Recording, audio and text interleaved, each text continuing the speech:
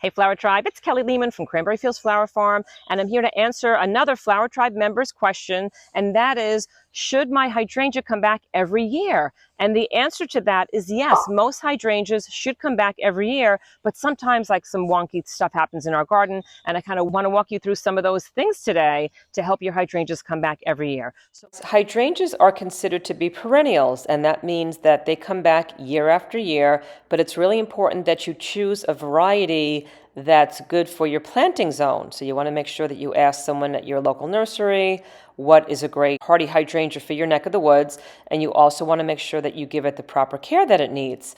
Know that your hydrangea will most likely go dormant in the winter, so it's going to lose the blooms, it's going to lose a lot of the leaves. So I have these endless summer hydrangea planted in the front of my house, but I know that they look gorgeous in spring, summer, even fall, but in the winter, they look a little scraggly. So, know that your winter hydrangeas are going to look much different than your summer hydrangeas. I'm going to cover just a few of the basic hydrangea care tips for some of the more popular varieties so that you can keep your hydrangeas coming back strong each year.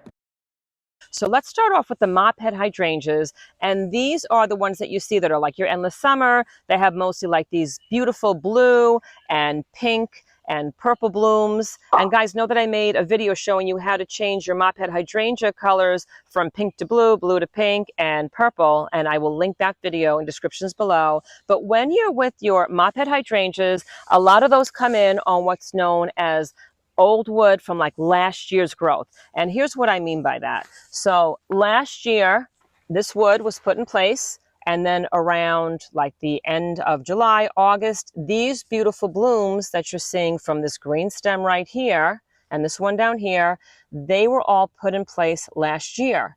So you want to make sure that, number one, you don't cut off your hydrangea blooms. A lot of times people will come in here and they'll do like a heavy pruning on their mop head hydrangeas in like fall or winter or spring. And when they cut down those wooded stems, they're actually cutting off those flowers from that summer, that, the summer that's coming up. So make sure that you don't prune your hydrangea at the wrong time of year. And if you're not quite comfortable with all the pruning rules, because they're different for each variety, then you could just leave your hydrangea alone. You don't have to prune it back to get beautiful blooms. And know that I hardly ever prune back the majority of the hydrangeas on my farms. Another reason why people might not see blooms on their hydrangea, their mop head hydrangea, is because sometimes what happens is these blooms that, were put in place in, say, like August, September, October, they're very gentle, they're delicate. And then sometimes what happens is we'll have like a really harsh winter, or you'll get even more growth on this plant, say in early spring, and then we'll have like a spring zap, like a winter zap, and it will actually freeze them off. And that's a reason why you don't get that first set of blooms on a lot of your mop heads, because that new growth that was so gentle was actually frozen off.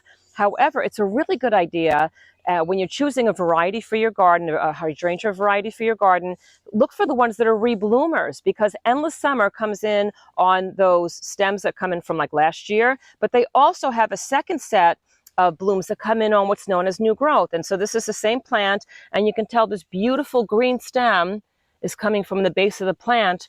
And this stem and these blooms weren't put in place until like the beginning of like this summer. So even though some of these blooms might have been zapped off by that winter zap, or, a gardener might have come in here and incorrectly pruned to cut it back too much, know that you would still get that second set of blooms from those new growths. So you can look for the hydrangeas that are rebloomers.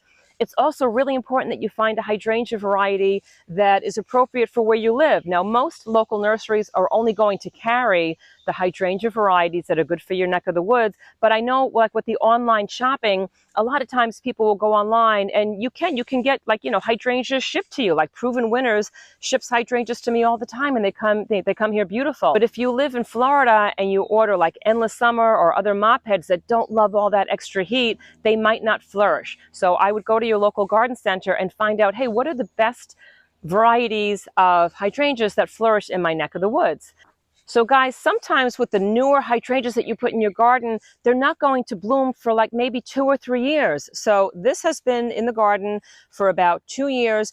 So I know that I don't have blooms on that yet, but I'm okay with that because I know that it's actually creating really strong roots. It's getting really beautiful leaves, and it's concentrating on like the base, like the meat and bones of the plant before it's going to go and give me beautiful blooms. So know that sometimes it takes 2 to 3 years to get blooms from your hydrangea. So even though, you know, those blooms don't come in right away, once they start getting established and you start getting those blooms, they should come back year after year as long as they're happy. Now, you might want to start off with a hydrangea that is like really easy to get to rebloom. So especially for the beginner gardener, might I suggest to you planting limelight hydrangeas. That's the big mama that's in back of me, because these gals, you don't have to worry about pruning them at the wrong time.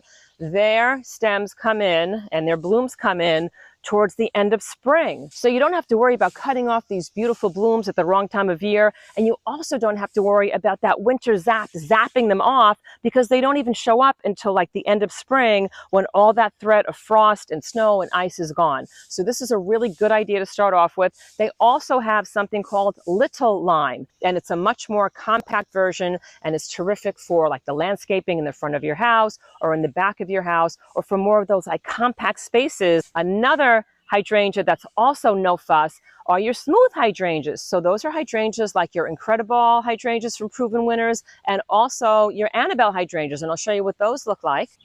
So these are Incredible hydrangeas from Proven Winners. They're also known as smooth hydrangeas, and the same thing with the limelight hydrangeas. These guys don't even start to get formed until like mid-spring or the end of spring. So you don't have to worry about cutting them off at the wrong time. And you also don't have to worry about that winter zap freezing off those flowers. So year after year, these guys come in, they come in super strong, and they're gorgeous, and I love them.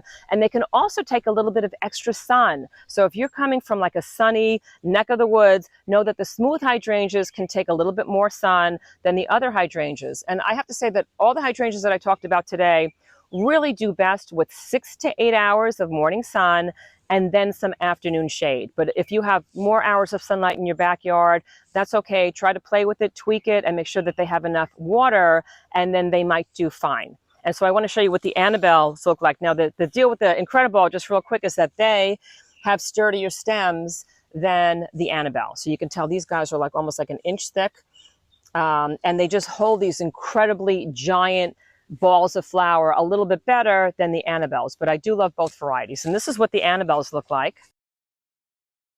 And some of these are a little bit droopy now. Sheldon and I were out here cutting buckets and buckets and buckets of these, because when we sell our flowers, a lot of times we like to sell the Annabelles when they're in this kind of semi-dried out stage, because they have better vase life. But this is what these look like. And this hedge of hydrangeas has been giving me blooms for about 15 years now. And what's nice about most hydrangeas is they also self-propagate. Some of the fresher stems will often bend to the ground, and then they wind up laying in the dirt, and they will wind up starting their own roots, and then I'm going to have a whole another plant next to it. And as you can tell, like if you look back here, look at all the different baby plants and mama plants that I have in here that are all next to each other. We had a really big rainstorm, that's why things flopped over here. But I mean, this plant was probably the mama, and then this replanted itself. This was a replant. This over here was a replant, and they just keep multiplying. So hydrangeas are super fun like that, and I find that the smooth hydrangeas do that a little bit more than everybody else. That's the deal with your hydrangeas. So they should come back every year if they have the proper care. They might take 2 or 3 years to bloom. Make sure that you have the best variety for your neck of the woods, and make sure that you don't overwater them, but also don't underwater them.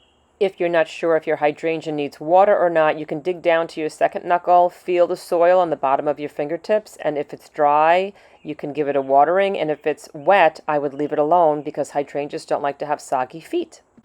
Thank you so much for joining us in this video, and we will see you in the next video.